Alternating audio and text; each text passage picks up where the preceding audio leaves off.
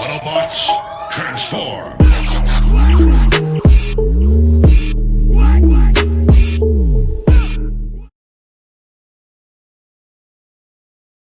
What's up, Transformers family? Welcome back to another episode of George Reviews. And on George Reviews, I am counting down Hasbro's 1984 Transformers lineup. And we have completed, let me see, Brawn, Bumblebee, and Huffer.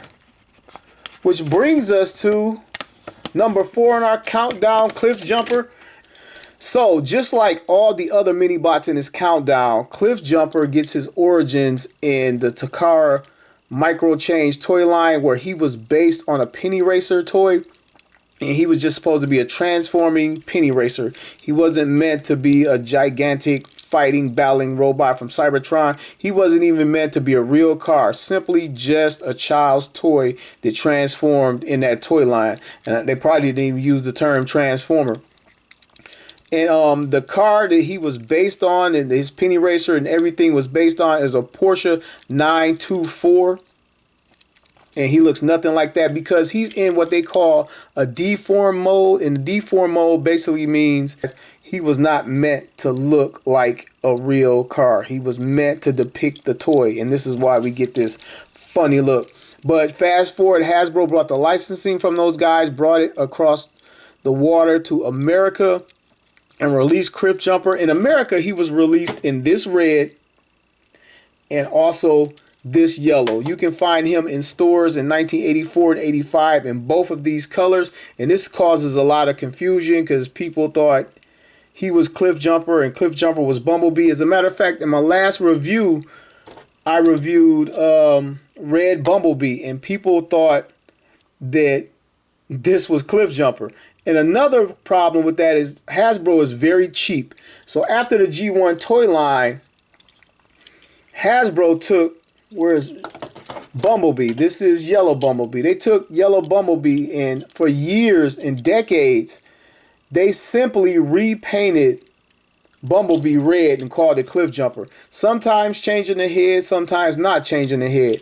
And because they were so similar in not only shape and transformation, and then the confusion with the red and yellow from the 80s, that they just kept stamping Bumblebee out as Cliffjumper, and Cliffjumper has kind of lost his individual identity. And the Earthrise line saw the return of Cliffjumper with his own identity, and should probably make an appearance in this toy review. But until then, they just simply recycled Bumblebee and painted him red and made him Cliffjumper, which was terribly wrong. And speaking of colors, over in Japan and Takara, Cliffjumper can be found in multiple different colors. And I'm going to throw some at you on the screen. Then when Hasbro imported the license, it was certain countries they couldn't sell figures in for whatever reason, regional licensing or whatever. So Hasbro bought the license, then licensed the license out to other toy companies around the world, and they made Cliffjumper in multiple colors, and a lot of these colors are highly sought after. Like he came in like a light blue, a bronze, silver, and I'm gonna put them on the screen so I ain't gotta name all the colors. Okay, continue to fast forward to 1984. We got Cliffjumper, and as I stated, he's based on an actual car, Porsche 924. Put a picture on the screen, see how much he looks like the real Porsche. So he doesn't look like that car at all because, like I said, super deformed mode. And like I said earlier, he was voiced by Casey Kasem from the American Top 40 Countdown. But more than that, Casey Kasem was near and dear to me in my childhood because he voiced Robin for a few decades, from Super Friends to the Batman Individual Show. And he also voiced Shaggy on Scooby-Doo. I know everybody knows him from Shaggy on Scooby-Doo. And he did a lot of voiceover for Hanna-Barbera. And then they actually had him do the countdown in the movie as homage to his top 40 countdown. In the 1986 movie, when they launched the shuttle, he was like 5, 4, 3, 2, 1, obviously. And anyway, Cliffjumper is my favorite mini-bot. Okay, Transformers fans, let's get the Cliffjumper's bio. His function as an Autobot is a warrior. His motto is strike first, strike fast, and strike hard. His eagerness and daring have no equal. He's driven by a desire to win battles against the Decepticons. Finds Earth terrains a hindrance. One of the fastest Autobots. Often uses his speed to draw fire away from others. Shoots glass gas which makes metal brittle like glass.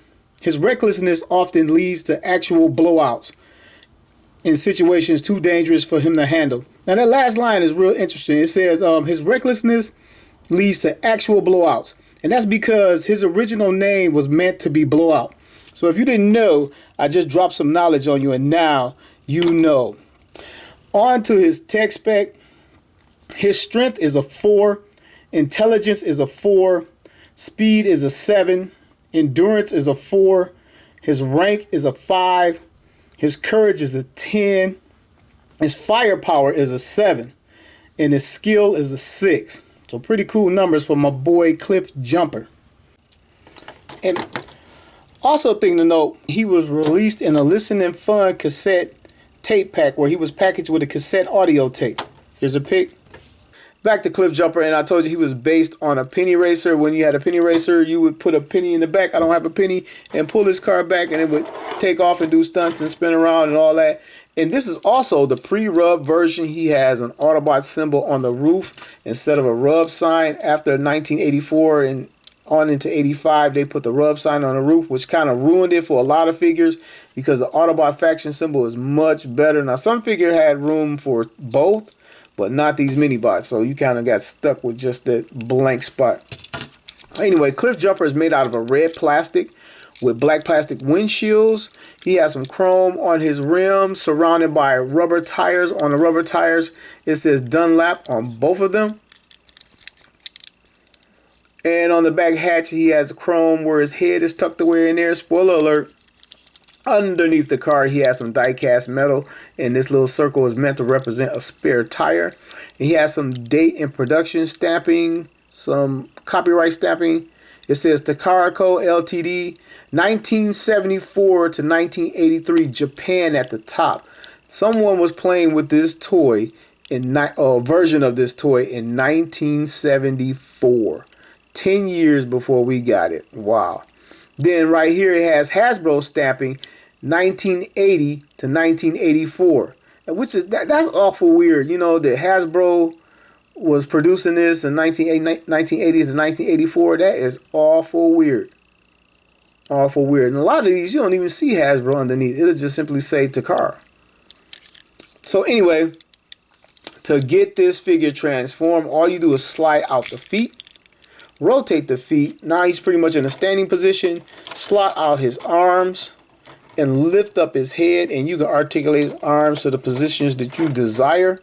And here is Cliffjumper. Now let's take a look at his face. Looks nothing like Bumblebee, but actually kind of looks like Bumblebee from the cartoon. And this is also a reason for further confusion on these figures. I'm going to get Bumblebee transformed. Start with the yellow one to get this comparison out of the way, because a lot of people put in the comments they thought when I did Red Bumblebee he was actually Cliffjumper. No, this is Cliffjumper. And then when we take a look at his face, Cliffjumper looks exactly like he did in the cartoon. He's just missing the blue eyes. But Bumblebee has on what's called the battle mask, so he looks nothing like the cartoon. Now, a lot of people would buy the yellow Cliffjumper and make him their Bumblebee. I almost did as a kid, but the Volkswagen Beetle mold just stood out too much. And this guy can never be my Bumblebee as a child.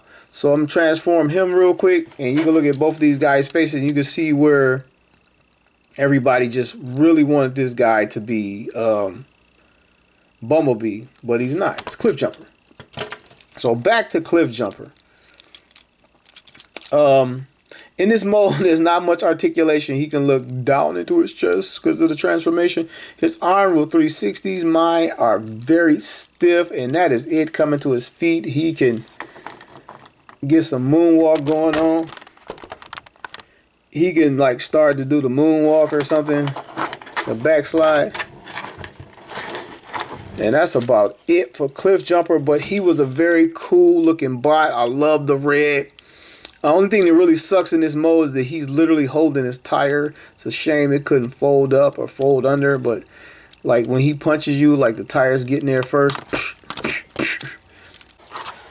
My favorite Cliffjumper episode and moment was when he thought Mirage was a traitor, and he was literally hell bent on proving it. And then when he caught up to Mirage, Mirage had a cerebral shell planted in his forehead by Bombshell, and they were controlling him. But when he caught up to Mirage, he physically whooped his ass. I mean, he was picking him up, body slamming him, throwing him around, and he was enjoying it. And it made me really, really love this character because he was like little, but he was tough. He was well balanced. He wasn't over macho or no meathead or something like that. He was just a tough little guy. And I loved him. I really loved him way over Bumblebee. And then he looks better to me with the design and the cut of the windshield and the spoiler back here in robot mode. He just looks better. My favorite Minibot of them all, period. Period. Character and toy. Love this guy. Spin him around, take a look from behind. Not much to see. He's all black back there. Spin him back around. Here he is. Okay, let's size up G1 Cliffjumper. I'm going to put him next to Earthrise Cliffjumper. The return of his own individual mold. Then I'm going to put him up against previously reviewed Huffer.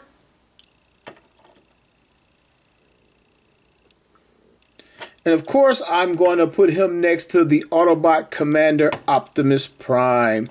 See how these guys scale together.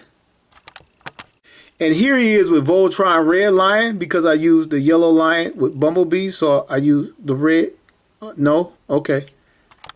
And here he is with the entire red and black attack. Okay, so if you are in the market for a vintage G1 Cliffjumper, some of the things you want to look out for when buying this guy other than standard playwear is any transformer with rubber tires, you need to check it for cracking and dry rot. Or any rubber part like the holes on Shockwave, just check the tires. A lot of times, like dealers won't even know because they don't check. They have it in their collection trying to sell it for a while, and they'll just rot, especially in dry climate states. Chrome wear around his head is very common. You want to take a look at that and make sure there's no cracking on these little pieces that form the windows, to form the outer outline of the windows. And right here at the hinge, where the foot transforms, you want to make sure this little red tab isn't broken.